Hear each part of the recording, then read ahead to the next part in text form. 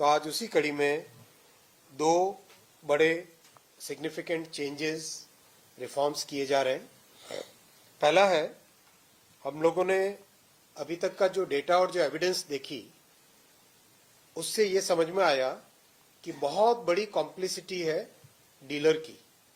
जो point of cell होता है, जो सिम बेचता है, उसकी बहुत बड़ी कॉम्प्लिसिटी होती है। वो एक्चुअल जितना चेक करना चाहिए, जो कानून के हिसाब से जो वेरिफिकेशन एक्चुअल में करना चाहिए, वो वेरिफिकेशन नहीं करते हैं।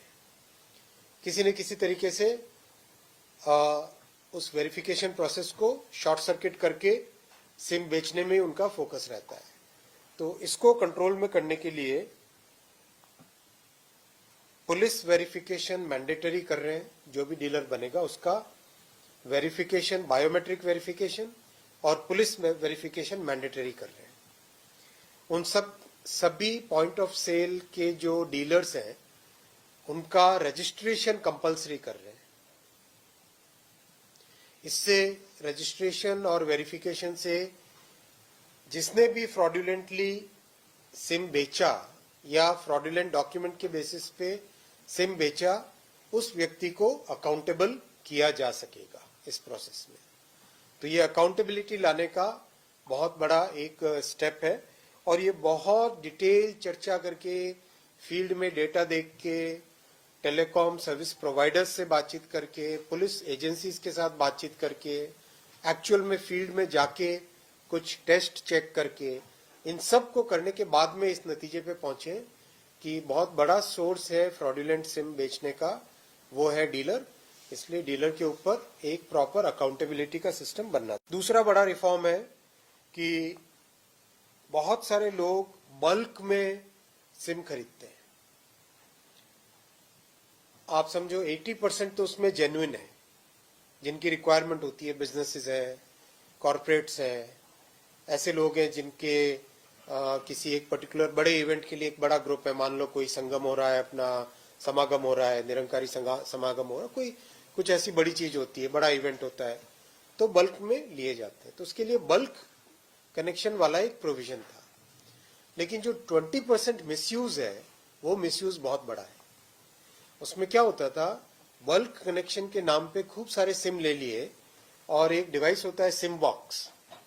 सिम बॉक्स के अंदर एक साथ खूब सारे सिम डाले जाते हैं और उस एक सिम बॉक्स के जरिए से फिर बहुत सारे ऑटोमेटेड कॉल्स होते थे।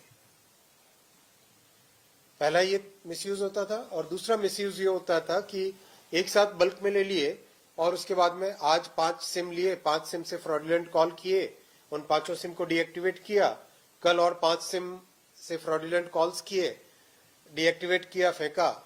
फिर ऐसे करके एक तरीके से एक फ्रॉडुलेंट कॉल्स की, साइबर फ्रॉड्स की एक कड़ी बन जाती थी।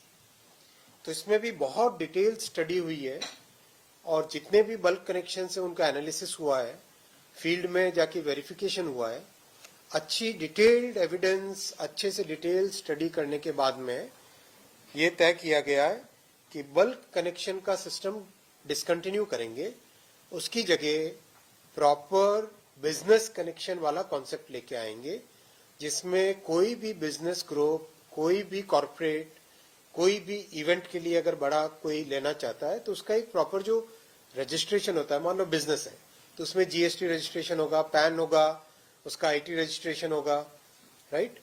कोई भी कॉरपोरेट है तो उसका एक प्रॉपर सिस्टम होगा। उसके बेसिस पे बिजनेस कनेक्शंस दिए जाएंगे और उस बिजनेस कनेक्शन में भी जो भी इंडिविजुअल है, उस इंडिविजुअल का केवाईसी भी करवाना पड़ेगा।